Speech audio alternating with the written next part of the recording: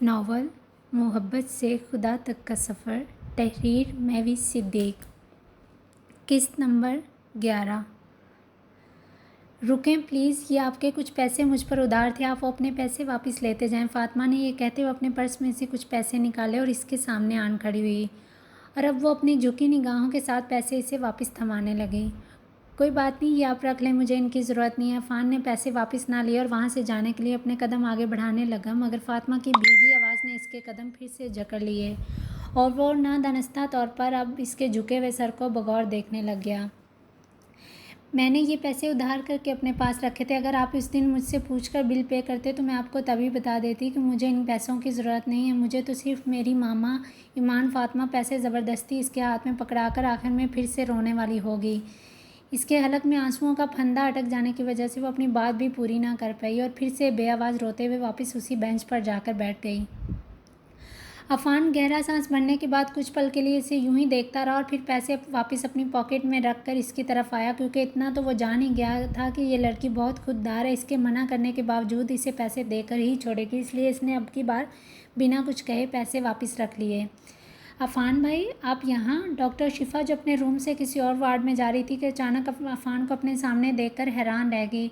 हाँ जी, वो मैं यहाँ अपने दोस्त के बाबा की हैरियत मालूम करने आया था। उसके बाबा यहाँ एडमिट हैं, उनसे मिलकर अभी होटल ही वापस जा रहा था। आप बताओ, आप कैसे हो? अफ़ान ने इसके सर पर प्यार देते हुए नरम लहजे में कहा था। मैं ठीक हूँ भाई, डॉक्टर शिफा ने गुफ्तगू से जवाब दिया। बेटे, आपकी मामा का सुनकर बहुत अफसोस हुआ, अल्लाह ताला उनकी मग़फ़िरत फ़रमाए, आमीन। अफ़ान ने डॉक्टर शिफा की मामा की ताज़ियत की, जिसे सुनकर ईमान की आंखें फटी की फटी रह गईं। वो अचानक किसी खदशे के पेश नज़र अपने लचते वजूद के साथ तेज़ कदमों से भागते हुए अपनी मामा के रूम में दाखिल हो गई। अफ़ान की निगाहों ने दूर तक इसका पीछा किया था। डॉक्टर शिफा भी इसका डर समझ गई थी, इसलिए ठंडी आँख भर कर रह गई। मामा की कमी तो कोई भी पूरी नहीं कर सकता भाई। देखें, अब इस लड़की को ही, उसकी मामा के अलावा इसका इस दुनिया में और कोई भी नहीं है, मगर इनकी रिपोर्ट्स के मुताबिक उनकी मामा के पास ज़्यादा वक्त नहीं बचा। यही सोच सोच कर ईमान इतना डिप्रेस हो गए, मगर क्या करें, हम तो सिर्फ डॉक्टर्स हैं। ज़िंदगी और मौत देने वाली ज़ात तो सिर्फ अल्लाह पाक की है। ये लाहौर से कराची सिर्फ मेरे पास इलाज करवाने के लिए आई हैं। अब मैं इतनी परेशान हो रही हूँ, इसका दर्द मुझे अपना दर्द लग रहा है। मैं भी तो मामा के आखिरी दिनों में ऐसे ही परेशान परेशान से फिरती रहती थी। डॉक्टर शिफा ने अफ़ान को फ़ातिमा की सारी सूरत हाल बताई। अफ़ान को अब इस लड़की की दर्द भरी और दिलसोज़ आंखों का राज पता चल गया था, मगर वो स्वाय हमदर्दी के इससे ज़्यादा कर भी क्या सकता था। ओके अफ़ान भाई, मैं चलती हूँ, मेरे पेशेंट्स वेट कर रहे होंगे। डॉक्टर शिफा ने अफ़ान से इजाज़त तलब की और वहाँ से चल दी। ओके बेटे, आप अपना ख्याल रखिएगा। अफ़ान ने इसके सर पर प्यार दिया और ख़ुद पुरसोच निगाहों से अपने कदम आगे बढ़ाने लगा। फ़िलहाल इसकी सोचों का मरकज़ वही हिजाब वाली लड़की ही थी।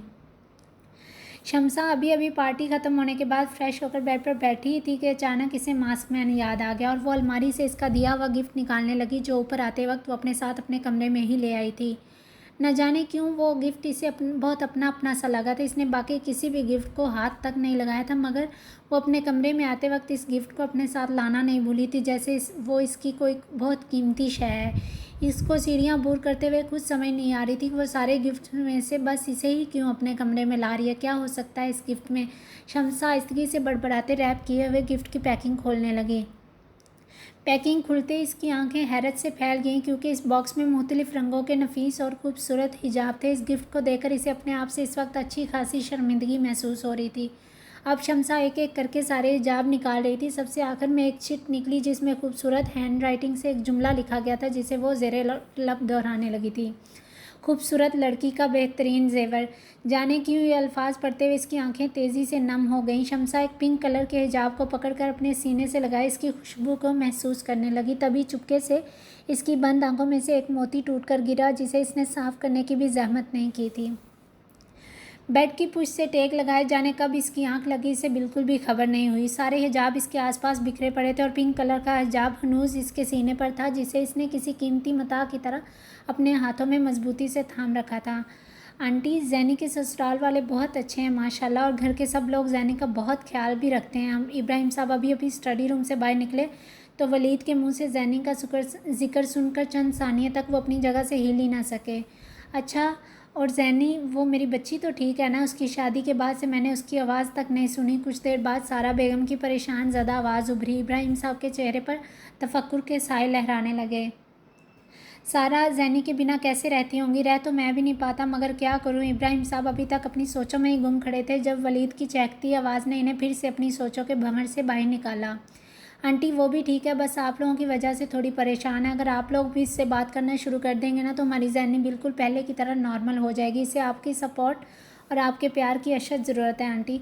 वलीद ने आखिर में फिर सारा बेगम को समझाना चाहा था कि वो किसी तरह जैनी से बात कर ले, क्योंकि वलीद ने जैनी का मुरझाया हुआ चेहरा इसके हंसते हुए चेहरे में भी फ़ौरन पहचान लिया था। वलीद बेटे, चाहती तो मैं भी यही हूँ, मगर मैं इब्राहिम साहब की मुखालफत करके ये काम नहीं कर सकती। सारा बेगम के लहजे में उदासी वाज़िया डेरे डाले हुई थी। सारा बेगम जैसी फरमाबरदार और नेक किस्मत बीवी पाकर इब्राहिम साहब मुतमिन होते वहाँ से फिर स्टडी रूम में चले गए थे। आजकल वही उनकी तन्हाई की साथी थी जहाँ वो मुख्तलिफ़ किताबें पढ़कर अपने इस गम को भूलने की कोशिश करते रहते थे। रेहान, मुझसे ये सवाल हल ही नहीं हो रहा, प्लीज़ एक बार तुम ट्राई करके देखो ना। हया की खुफत ज़दा आवाज़ पर रेहान अपनी आदत के मुताबिक फिर से कहका लगाकर हंस दिया, जिस पर हया इसे बाकायदा घूरी से नवाजने लगी थी। यार मैं क्या करूं, मुझे रियाजी की अलिफ बे भी नहीं पता और तुम मुझसे पूछ रहे हो। रेहान ने अपने हाथ ऊंचे करके वजाहत दी और फिर खुद ही अपनी कही बात पर तालियां पीटते ज़ोर ज़ोर से हंसने लग गया। बस ऐसे ही दांत निकालते रहना। इंजीनियरिंग में एडमिशन क्यों लिया तुमने, अगर तुम्हारा मैथ्स में इंटरेस्ट ही नहीं है तो। हया ने अब मसनूई गुस्से से कहते हुए इसके बाजू पर थप्पड़ जड़ दिया। इस वक्त वो दोनों स्टाफ रूम के सामने वाले लॉन में नीचे घास पर बैठे हुए थे। रेहान तो कब से अपनी बबलगम चबाने में मसरूफ़ था और हया अपना सवाल हल करने में जो इससे हल होके ही नहीं दे रहा था। यार वो देखो, मैथ्स के प्रोफेसर इधर ही आ रहे हैं, उनसे पूछ लो। रेहान ने हाथ के इशारे से स्टाफ रूम की तरफ हया की तवज्जो मबजूल करवाई, जहाँ से प्रोफेसर अमीन बाहर निकलते दिखाई दिए। मोटू, पहली बार कोई अकल की बात की है तुमने। हया ने जल्दी से उठते हुए रेहान को कॉपी मारी। अब वो अपना बाजू सहलाते हुए इसके पीछे पीछे चलने लगा।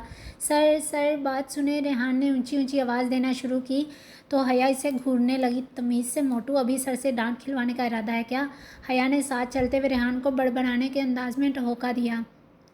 अच्छा, इस तमीज़ के चक्कर में प्रोफेसर चले जाते और तुम फिर मेरा दिमाग खाती रहती। रेहान ने भी साथ साथ चलते दू बदू जवाब दिया। इसके ज़ोर से हाँकने पर प्रोफेसर अमीन रुक कर इन्हें देखने लग गए थे। क्या बात है रेहान, इतना ज़ोर ज़ोर से चिल्लाने की वजह? प्रोफेसर अमीन सख्त लहजे में गोया व इनके अंदाज़ पर हया तो अच्छी खासी परेशान होकर रह गई थी, जबकि रेहान पर तो इतनी सी बेइज्जती का कोई असर ही नहीं हुआ था। वो आराम से मुस्कुराते हुए अपनी बबलगम चबा रहा था। सर, वो हया को एक सवाल में कन्फ्यूजन हो रही है, अगर आपके पास टाइम हो तो इसे समझा दें। रेहान ने अब की बार ज़रा संभल कर कहा कि कहीं फिर से डांट ना पड़ जाए, मगर शायद आज प्रोफेसर अमीन काफ़ी गुस्से में थे, इसलिए बात पे बात गुस्सा कर रहे थे। अब भी इसको तंज़िया अंदाज में जवाब देने लगे। वही तो मैं भी सोचूं रेहान साहब, जो मैथ्स का एक क्वेश्चन ठीक से सॉल्व नहीं कर पाते, इन्हें मुझसे क्या काम हो सकता है भला। रेहान अपनी इस कदर बेइज्जती पर एकदम मुंह फुला गया था जब हया की तो हंसी नहीं रुक रही थी। रेहान के घूरने पर अब वो अपने मुंह पर हाथ रख कर बमुश्किल इस तूफ़ान को रोकने की नाकाम कोशिश करने लगी। हया बेटे, अभी तो मुझे किसी इमरजेंसी काम से बाहर जाना है, मैं कल फर्स्ट टाइम आकर आपको समझा दूंगा। आप सुबह 9 बजे स्टाफ रूम में आ जाइएगा। प्रोफेसर मीन ने हया को बड़े आराम से जवाब दिया। जवाबन रेहान बड़बड़ाने लग गया। बस दूसरों की बेइज्जती करने का टाइम है इनके पास। रेहान की बड़बड़ाहट हया ने अपनी तेज़ समातों की बदौलत बखूबी सुनी थी, लेकिन वहाँ से जाते हुए प्रोफेसर अमीन सही से सुन नहीं पाए थे। रेहान, आपने कुछ कहा? प्रोफेसर अमीन ने मुड़कर पूछा तो रेहान डर के मारे उछला और फिर साथ में नई सर की गर्दान बढ़ने लगा। 1 मिनट रुके आप लोग, ज़रार बेटे। रेहान और हया वहाँ से जाने लगे थे कि प्रोफेसर अमीन की नज़र दूर से आते ज़रार की तरफ उठी तो उन्होंने इसे मुखातब करते साथ में इधर आने का इशारा कर दिया। हया ने भी फ़ौरन पीछे मुड़कर इसे देखा, जो अपने कॉन्फिडेंट अंदाज में आगे बढ़ता इधर की जानब ही आ रहा था। जी सर।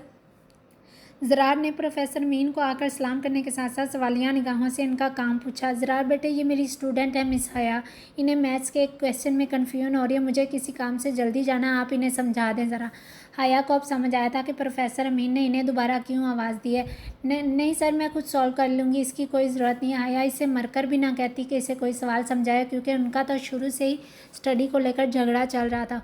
ओके सर, ये खुद कर लेंगी, मुझे भी कुछ ज़रूरी काम है, मैं चलता हूँ। ज़रार ने हया की बात पर शान बेनियाजी से कंधे उचका दिए। इनकी बहस से अनजान रेहान फ़ौरन बोल उठा था।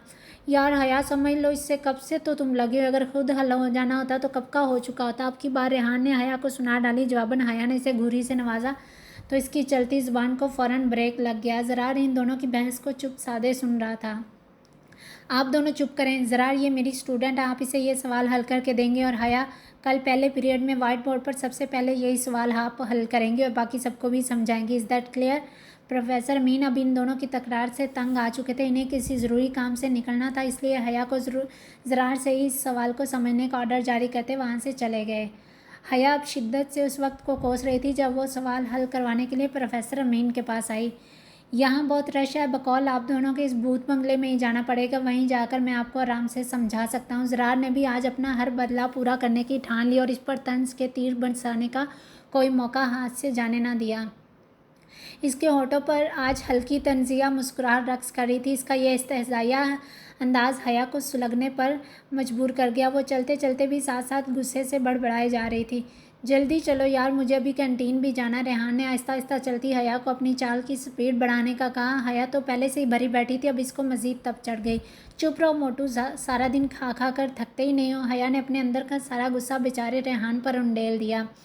यार मेरे पेट में चूहे दौड़ रहे हैं, मैं क्या करूं? रेहान ने बेचारगी के आलम में कहा तो हया फ़ौरन आग बगोला हो गई।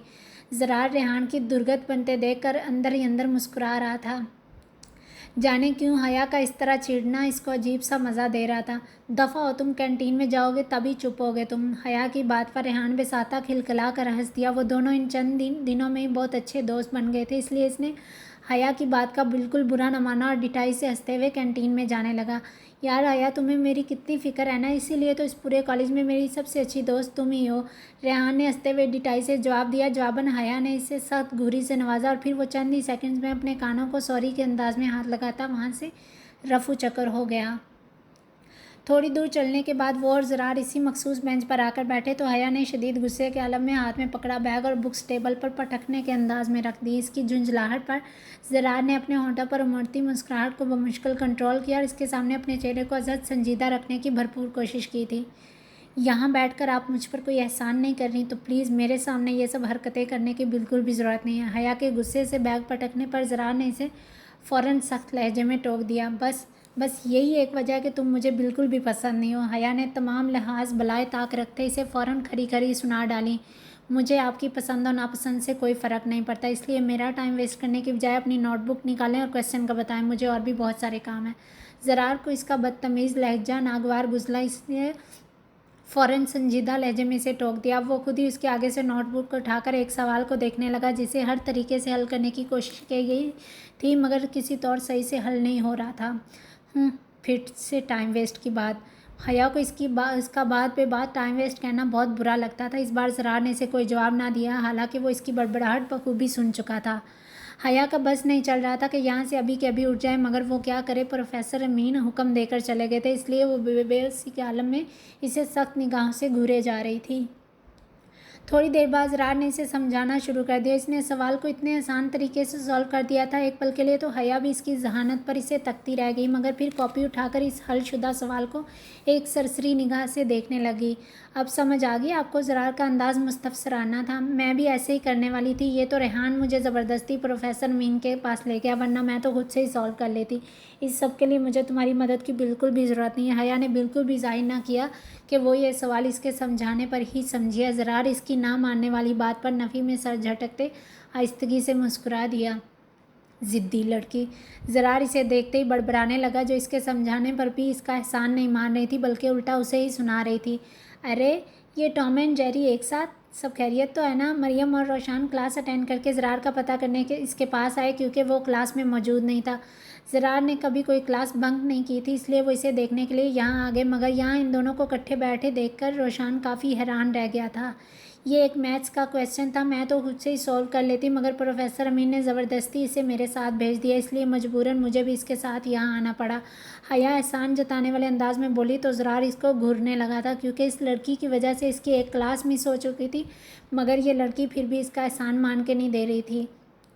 इसका अंदाज़ ऐसे लग रहा था जैसे वो यहाँ बैठकर ज़रार पर कोई एहसान अजीम कर चुकी है। हो गया सॉल्व तुम्हारा क्वेश्चन? रेहान इधर आकर हया से पूछने लगा तो सब इसकी तरफ मुतवज्जा हुए, जो इतने सारे बर्गर एक साथ उठाए बमुश्किल उसी टेबल पर तरतीब से रख रहा था। हाँ हो गया मोटू, हया ने हंसते हुए कहा तो रेहान दुआ के अंदाज में हाथ ऊपर उठाए मज़ीद बोलने लग गया। शुक्र है मेरी जान छुटी, वरना सुबह से मेरा सर खाया हुआ था तुमने। रेहान के सबके सामने भांडा फोड़ने पर हया ने इसे घूरा, जबकि मरियम और रोशान बेसाता कहका लगाकर हंस दिए। हया के गुस्से से मुंह फुलाने पर ज़रार को भी हंसी तो आई मगर वो कंट्रोल कर गया। वो अपने जज्बात छुपाने में कमाल महारत रखता था। हया तुम भी ना। मरियम ने बेंच पर बैठी हुई हया को पीछे से गले लगाया तो वो अपना चेहरा ऊपर उठाती उसे देखने लगी, मगर मरियम के चेहरे पर मजाक से भरपूर मुस्कुराहट देखकर इसे गुस्सा आ गया तो वो फ़ौरन वहाँ से उठ बैठी। चलो यहाँ से रेहान, मुझे नहीं बैठना यहाँ। रेहान बर्गर का शॉपर अभी खोल ही रहा था कि सबको देता है, मगर हया के घसीटने के अंदाज पर वो इसके साथ ही चल पड़ा। यार मुझे इन्हें बर्गर तो देने दो, उन्होंने हमारी इतनी बड़ी प्रॉब्लम सॉल्व की, एटलीस्ट एक थैंक्स तो कहने दो। रेहान हया के साथ तेज़ लहजे में गोया आ रहा था। मरियम इसके पीछे पीछे आती इसको आवाज़ें दे रही थी, रुको हया, मगर वो सुनी अनसुनी करती आगे बढ़ गई। कोई ज़रूरत नहीं है थैंक्स की, चलो यहाँ से। हया ने रेहान की बात पर अचानक पीछे मुड़कर देखा तो इस बार ज़रार को भी धीमे से मुस्कुराते देखकर इसको फिर नए सिरे से गुस्सा आ गया। बदतमीज़ कहीं का। वो सारे रास्ते ज़रार को मुख्तलिफ अलक़ाबात के ज़रिए कोसती रही। मरियम ने अब तेज़ कदमों से आगे बढ़कर बाकायदा हया का थाम लिया और फिर इसके साथ साथ चलने लगी। रिलैक्स हया, ये कोई बड़ी बात नहीं है, इसके लिए तुम्हें इतना ज़्यादा परेशान होने की ज़रूरत नहीं है, ओके। मरियम ने इसके गले में बाहें डालकर इसे लाड से देखा तो वो फ़ौरन मान गई, क्योंकि मरियम की मोहब्बत से भरपूर आवाज़ ने इसे किसी हद तक नॉर्मल कर दिया था, वरना वो तो गुस्से से पागल हो रही थी। रेहान भी इनके साथ ही नीचे लॉन में बैठकर बर्गर खाने लगा। इसने बारी बारी करके इन दोनों को एक एक बर्गर दिया, मगर हया और मरियम ने फ़ौरन नफ़ी में सर हिला दिया। अलबत्ता इसके इतना खाने पर इन दोनों को बहुत हंसी आ रही थी। पुप्पो आपने कल फिर चले जाना, मेरे साथ खेलिए ना प्लीज़। आहिल ने लाउंज में आते ही जिमल को मुखातिब किया तो लाउंज में मौजूद तमाम नफूस इसी की तरफ मुतवज्जा हो गए। क्या खेलना है मेरी जान ने? जिमल ने इसके फूले हुए गाल पर प्यार किया और इसे अपनी गोद में बिठाकर लाड भरे अंदाज में पूछा। आखिल भी खुश हो गया। जैनब भी मुस्कुराते हुए इसे देख रही थी, जो खेलने के नाम पर इस वक्त काफ़ी पुरजोश दिखाई दे रहा था। क्रिकेट, आइन ने हर दर्जा खुशी के मारे चहकने के अंदाज में जवाब दिया तो आलियान भाई भी मुस्कुराते हुए इसे बगौर देखने लगे थे। आहिल बेटे, आप तो हर रोज़ क्रिकेट खेलते हो, क्यों ना आज सारे बड़े मिलकर क्रिकेट खेलें। आलियान ने हाथ से सबकी तरफ इशारा किया तो आहिल को भी ये नया आइडिया बहुत पसंद आया। ठीक है बाबा, आप सब खेलें, मैं और दादू बैठकर देखेंगे, है ना दादू? आहिल ने सिकंदर शाह की गोद में बैठते गर्मजोशी से कहा। थोड़ी देर में वो सब लॉन में ट्राउज़र शर्ट में मलबूस आकर विकेट सेट करने लगे थे। लॉन में मौजूद एक साइड बेंच पर सिकंदर शाह, आसमा बेगम, आहिल और रैनी को अपनी गोद में लिए बैठ गए। ये हम आपकी ऑडियंस हैं जो आपको भरपूर अंदाज में सपोर्ट करेंगे। आसमा बेगम भी अपने सारे बच्चों को एक साथ देखकर बहुत खुश लग रही थी। ज़रार तो इस वक्त कॉलेज में था, अलबत्ता अज़लान शूटिंग पर गया हुआ था। सब अपनी अपनी टीम सेट करने लगे थे, लेकिन समझ किसी को भी नहीं आ रही थी, क्योंकि अफान भाई ने एम्पायरिंग करने पर रजामंदी दी थी, वरना वो सिरे से खेलना ही नहीं चाहते थे। एक टीम मेंबर फिर भी कम था। इतने में अज़लान की गाड़ी में पोर्च में आकर रुकी तो आलियान खुशी से झूम उठा। लो जी, सारी प्रॉब्लम सॉल्व। अब अज़लान भाई भी आ गया। आइए अज़लान भाई, इस वक्त इधर आपकी अशद ज़रूरत महसूस हो रही है। अज़लान जो अभी अभी शूटिंग से फ्री होकर घर आया ही था कि इन सबको लॉन में एक साथ जमा देखा तो नासमझी से भरपूर तासरात चेहरे पर सजाए इधर ही आने लगा। लॉन में आते ही इसे सारी सिचुएशन फ़ौरन समझ आ गई थी। अज़लान के आते ही आलियान ने टीम सेट करना शुरू की तो आयशा भाभी और जिमल ने यकबस्ता होकर अज़लान का नाम लिया तो आलियान ने इनकी इस बात पर हामी भर दी। चलो ठीक है, फिर अज़लान भाई, आयशा और जिमल एक टीम में और जैनी भाभी, ज़ियान भाई और मैं एक टीम में। आलियान ने टीम सेट कर दी थी। जैनी का नाम सुनते ही अज़लान ने एक भरपूर निगाह जैनी के सरापे पर डाली, जो इस वक्त ब्लैक ट्राउज़र शर्ट के ऊपर ब्लैक कैप पहने कोई छोटी सी बच्ची लग रही थी। इस वक्त वो इस क्रिकेट गेम को लेकर काफ़ी पुरजोश दिखाई दे रही थी। आयशा भाभी ने टॉस जीती थी। उन्होंने अज़लान से मशवरा करके पहले बैटिंग का फ़ैसला किया। बारी आने पर सबसे पहले जिमल और अज़लान क्रीज़ पर आए थे। अफान भाई भी अंपायर बने विकेट के बिल्कुल सामने खड़े हो गए। ज़ियान ने बॉलिंग करवानी शुरू की तो जिमल पहली ही गेंद पर आउट हो गई। जिमल अब मसनूई गुस्से से घूरते ज़ियान को देखने लगी। ज़ियान, आप एक बॉल तो खेलने देते मुझे। जिमल की शिकायती अंदाज पर ज़ियान बेसाहता हंस दिया, मगर आलियान ने फ़ौरन इसे चिढ़ाना ज़रूरी समझा। ओ जिमल बीबी, यहाँ पर कोई रिश्तेदारी नहीं चलनी, ओके। आलियान के चिढ़ाने पर जिमल मुंह बसोरती वहाँ से हटी तो आयशा भाभी क्रीज़ पर आ गईं। आयशा भाभी ने एक रन बनाया तो अज़लान सामने आ गया। अब ज़ियान की 4 बॉल्स थीं और अज़लान की 4 बाउंड्रीज़ थीं। हाथ हौला रखो भाई। ज़ियान ने फूले तनफ़्फ़ुस समेत ओवर की आखिरी गेंद पर मुल्तजियाना अंदाज़ अपनाया। जवाबन अज़लान धीमे से मुस्कुरा दिया। ज़ैनी भी मुस्कुराते हुए इसे ज़बरदस्त जारहाना बैटिंग करते हुए देख रही थी। अब आलियान भाई ने ओवर करवाना शुरू किया तो आयशा भाभी सामने थी। इनसे 2 गेंदों पर तो खेला ही ना गया। तीसरी गेंद पर वो 1 रन बनाकर इधर आ गई। अब फिर अज़लान की बारी थी। तीनों बॉल्स पर अज़लान ने 2 छक्के और 1 चौका लगाकर स्कोर किया था। अब मज़ा आया आलियान भाई। जिमल अब आलियान को चिढ़ा रही थी, क्योंकि 2 ओवर्स में ही अज़लान इनको 34 रन का टारगेट दे चुका था। जैनी भाभी अब सब आपके हाथ में। आलियान ने जैनी के हाथ में बॉल थमाई तो वो कंफ्यूज होती हुई आगे बढ़ गई। हालांकि वो और वलीद हमेशा क्रिकेट खेलते थे, मगर आज अजलान के सामने वो बुरी तरह कंफ्यूज हो रही थी।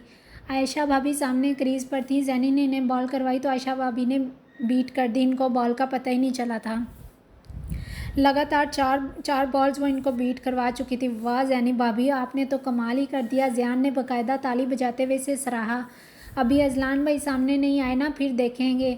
जिमल पास बैठी मुसलसल बोले जा रही थी, जबकि सिकंदर शाह और आसमा बेगम इनकी हल्की फुल्की नोक झोंक पर हंस रहे थे। ओवर की 5वीं बॉल पर आयशा भाभी ने गेंद को घुमाकर ऊंचा खेला, मगर ज़ियान के हाथ से कैच छूट गया। तभी एक रन बनाकर आयशा भाभी इधर आ गईं। इस दौरान अजलान बैटिंग साइड पर आ गया। जैनी अब सामने खड़े अजलान को देख रही थी। जैनी भाभी उड़ा दे विकेट अजलान भाई की, मज़ा आ जाएगा। आलियान ने मज़ा लेते हुए कहा तो अजलान ने फ़ौरन इसे सख्त घुरी से नवाजा। जैनी ने हाथ घुमाते स्पिन बॉल करवाई तो गेंद घूमती हुई सीधा विकेट पर जा लगी और अजलान आउट हो गया। जैनी हद दर्जा खुशी के मारे उछल पड़ी थी। आउट आउट कहते आलियान और ज़ियान भी भंगड़ा डालते अफान भाई को देखने लगे तो उन्होंने आउट का इशारा कर दिया, जिस पर वो सब ऊंची आवाज़ में कहका लगाकर हंसने लगे थे। जिमल और आयशा भाभी भी आलियान और ज़ियान के भंगड़े डालने पर हंसने लग गई थी। जैनी का चेहरा भी खुशी के मारे खिल उठा, जबकि अजलान इसके चेहरे की खुशी देखकर अंदर ही अंदर यही अल्फाज बार बार सोचे जा रहा था, हद है, मुझे आउट करके कितना खुश हो रही हैं। मैं वली को भी ऐसे ही 1 मिनट में आउट कर देती थी। जैनी ने खुशी से चेक कर बताया तो सभी बेसाता कहका लगाकर हंसने लगे, जबकि अजलान फिर से जैनी के मुंह से वलीद का जिक्र सुनते आग बगोला हो गया। फिर भी हमने 3 ओवर में 36 रन का टारगेट दिया, ये कोई कम टारगेट नहीं है। जिमल ने अपना टारगेट बताकर खुशी का इजहार किया। अब ज़ियान और आलियान बैटिंग के लिए आ गए थे। आयशा भाभी बॉल करवाने के लिए आ गईं। आयशा भाभी की पहली बॉल पर आलियान ने चौका लगाकर खुशी से भंगड़ा डाला था, जबकि अगली बॉल पर वो सिंगल ही ले सके। इनकी तीसरी बॉल पर ज़ियान ने 1 रन बनाया। आलियान फिर बैटिंग साइड पर आ गया तो आयशा भाभी की बॉल पर वो 1 रन बनाने के लिए भाग ही रहे थे, मगर अजलान की डायरेक्ट हिट ने इन्हें आउट कर दिया। आलियान आउट होकर वहां से चला गया तो जैनी बैट थामे इधर क्रीज पर आ गई। अभी तक 3 बॉल्स पर इनसे सिर्फ 5 रन बनाए गए थे। आयशा भाभी की चौथी बॉल पर जैनी ने आते साथ छक्का लगा दिया। चौकते फट्टे जैनी भाभी आलियान खुशी के मारे अपनी सीट से उठ बैठा। आखिरी दोनों बॉल्स पर भी जैनी ने 2 चौके लगाए थे। इस तरह पहले ओवर में इनका मजमूई स्कोर 19 हो चुका था। दादू, जैनी आंटी कितना अच्छा खेलती है ना, आहिल ने सिकंदर शाह की तरफ देखते हुए कहा तो आसमा बेगम और वो हल्के से मुस्कुरा दिए और हाँ बेटा कहकर फिर से गेम की तरफ देखने लगे। अब जिमल बॉल करवा रही थी। सामने क्रीज पर ज़ियान मौजूद थे। उन्होंने 1 रन बनाया और जैनी इधर आ गई। जैनी ने जिमल की दूसरी बॉल पर फिर चौका लगा दिया। आलियान इसको हंसते हुए देख रहा था। भाई मुझे तो लगता है जैनी भाभी को क्रिकेट में ज़रूर आगे जाना चाहिए, आलियान ने जैनी की जारहाना बैटिंग देते हुए कहा तो जैनी मुस्कुराते हुए फिर से बोल उठी। आलियान भाई, वली को भी मैं जब आउट करती हूँ ना या फिर इसकी बॉल पर छक्का लगा दूँ तो वो भी यही कहता है कि तुम पाकिस्तान क्रिकेट टीम ज्वाइन कर लो, मेरे साथ खेलकर अपना टाइम क्यों वेस्ट करती हो। जैनी तीसरी बॉल पर 1 रन बनाकर भागती हुई आलियान से बाकायदा हंसते हुए बोल रही थी। हर बात में इस वलीद का जिक्र करना तो बहुत ज़्यादा ज़रूरी होता है ना इन मोहतरमा के लिए। अजलान ज़ेरे लब गुस्से से बड़बड़ाने लगा था। जिमल की आखिरी 3 बॉल पर ज़ियान से एक भी रन ना बना तो जिमल खुशी से चीख उठी थी। इसे कहते हैं आउट क्लास बॉलिंग। जिमल ने ज़ियान को चढ़ाते हुए कहा तो वो उसकी खुशी देखकर खुद भी हंस दिया। अब बॉलिंग की बारी अजलान की थी। जैनी अब बैटिंग साइड पर मौजूद थी। वो अजलान की निगाहों से बार बार नर्वस हो रही थी, मगर वो खुद पर काबू पाते हुए सामने खड़ी होगी। अजलान की पहली गेंद बहुत तेज़ थी। जैनी खेल ही नहीं सकी। आलियान घबराते हुए उठ खड़ा, जबकि जिमल और आयशा भाभी फ़ौरन हंसने लग गईं। आलियान भाई, अब आप लोग हारने के लिए तैयार हो जाएं, जिमल मज़ा लेते हुए गोया हुई। जैनी चुपचाप अजलान का घूमता हुआ हाथ देख रही थी, जिसमें वो बॉल को घुमा रहा था। जैनी ने अगली बॉल पर 1 रन बनाया तो सामने ज़ियान आ गया। अजलान की तीसरी बॉल ज़ियान भी ना खेल सका। चौथी बॉल पर ज़ियान ने बमुश्किल भागते हुए 1 रन बनाया। अब जैनी फिर से क्रीज पर आ गई थी। मैच दिलचस्प मोड़ पर आ चुका था। इनका मजमूई स्कोर 27 हो चुका था। इनको आखिरी 2 गेंदों में 9 रन चाहिए थे, जो आलियान को बहुत मुश्किल लग रहे थे। अजलान की 5वीं बॉल पर जैनी ने बल्ला घुमाकर छक्का लगा दिया और फिर खुद ही खुशी से चीख उठी थी। अजलान इसके इस बचगाना अंदाज पर इसे यकटक निगाहों से देखने लग गया। यार ये तो बड़ा टफ हो गया, मेरे तो पेट में भी दर्द होने लग गया। आलियान टेंशन के मारे पेट पर हाथ रखते हुए कहने लगा। अब आप लोग हार कर रोने ना लग जाना, आयशा भाभी ने आलियान की बात पर हंसते हुए कहा। तो जैनी फ़ौरन बोल उठी, मैं नहीं रोऊंगी भाभी, मैं कोई वली थोड़ी हूँ जो हारने पर रोने लग जाऊंगी। जैनी ने हंसते हुए कहा। तो अजलान के चेहरे के तासरात फिर से वली का नाम सुनकर मज़ीद बिगड़ गए। अजलान ने बिना सोचे समझे गुस्से में आखिरी बॉल बहुत ज़्यादा स्पीड से करवा दी थी। जैनी ने घूमते हुए बल्ले को ज़ोर से घुमाया तो बॉल बाउंड्री वाल पार करने की वजह से अफान भाई ने छक्के का साइन शो कर दिया, जिस पर आलियान और जियान खुशी से चीखने लगे, मगर जैनी वापस घूमकर विकेटों पर गिर चुकी थी। बॉल को घुमाकर मारने के चक्कर में विकेट इसकी बाजू पर जोर से चुभ गई। दर्द के मारे इसकी आवाज़ कराह में तब्दील होगी। मैच तो आलियान की टीम ने जीत लिया था, मगर अब जैनी की चीख सुनकर सभी भागते हुए इधर आ गए, जहाँ जैनी अपने बाजू को पकड़े दर्द से करा रही थी। दर्द और तकलीफ़ के बायस इसके आंसू इसके रुखसारों पर बहने लगे थे। शर्ट की स्लीव्स पूरी ना होने की वजह से इसकी चोट सबको नज़र आ गई। इसका सफ़ेद दोदिया बाजू अब सुर्ख होने के साथ साथ नीला पड़ने लगा था। इसकी गहरी चोट देखकर अजलान को अपनी गलती का शिद्दत से एहसास हुआ, क्योंकि इसने गुस्से में कुछ ज़्यादा ही तेज़ बॉल करवा दी थी। जैनी आंटी को कितनी ज़्यादा चोट लग गई है, आहिल ने जैनी का बाजू देखते हुए कहा। तो जैनी दर्द में होने के बावजूद आहिस्तगी से मुस्कुरा दी। नहीं आहिल, इतनी ज़्यादा भी नहीं लगी, अभी देखना आप थोड़ी देर में ठीक हो जाएगी। जैनी ने तकलीफ़ के आसार चेहरे पर जाहिर ना होने दिए। अजलान, जैनी को कमरे में ले जाओ, इसको मेडिसिन लगाओ, मैं अभी गर्म दूध भिजवाती हूँ। मैं ठीक हूँ आंटी, अंकल आप परेशान ना हो। जैनी ने उठते हुए सिकंदर शाह और आसमा बेगम का परेशान चेहरा देखा तो आहिस्तगी से गोया हुई। जैनी भाभी आप आराम करें, अभी मेडिसिन लगाएंगी तो इंशाल्लाह जल्दी ठीक हो जाएंगी। आलियान ने जैनी को आराम का मशवरा दिया तो अजलान इसके चोट लगे बाजू को एक हाथ से थामे अपने साथ कमरे में ले जाने लगा। अंकल, जैनी आंटी ठीक तो हो जाएंगी ना? आहिल अफान की गोद में बैठा इससे परेशान लहजे में पूछ रहा था। अभी थोड़ी देर तक ठीक हो जाएंगी, मेडिसिन लेगी ना तो इनका दर्द भी ख़त्म हो जाएगा, अफान ने इसे प्यार करते हुए तसल्ली दी।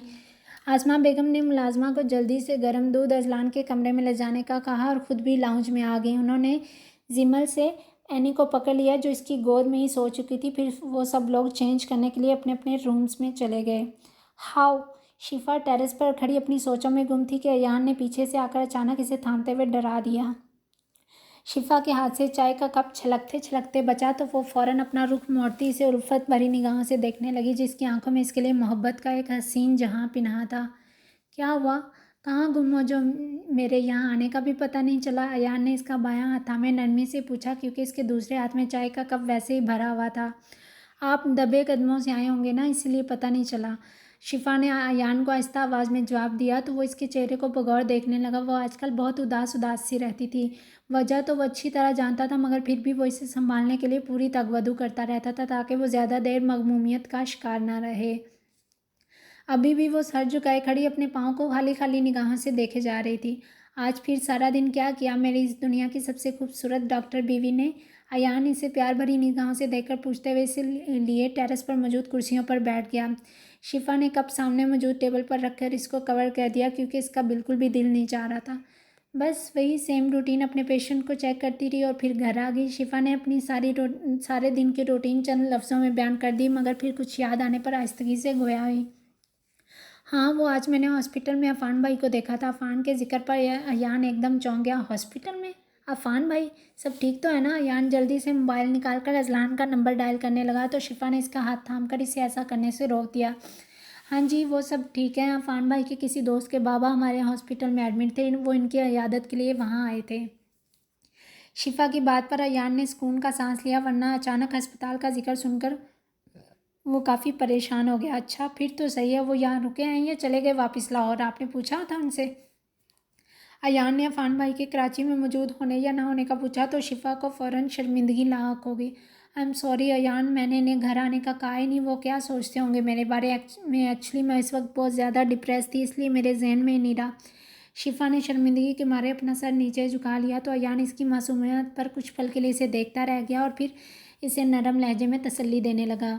उन्होंने मुझे बताया था कि वो यहाँ कराची में कोई फैक्ट्री लगाना चाह रहे हैं, इसलिए मैंने आपसे पूछा। आप परेशान ना हो, मैं खुद उनसे बात कर लूँगा। अयान ने बढ़ते मोहब्बत से इसे देखते इसका गाल नरमी से थपथपाया तो वो आहिस्तगी से मुस्कुरा दी। आपने कहा आप बहुत ज़्यादा डिप्रेस थी, क्या हुआ था आपको? शिफा जो रवानी में अचानक बोल गई थी, मगर वो बखूबी जानती थी अब अयान ज़रूर इससे वजह भी पूछेगा। वो अभी भी इसे सवालिया निगाहों से ही देख रहा था। एक्चुअली वो मैं एक पेशेंट की वजह से बहुत परेशान थी। वो स्पेशली लाहौर से कराची मेरे पास आई हैं अपनी मामा को लेकर, मगर इसकी मामा की तबीयत कुछ ठीक नहीं है।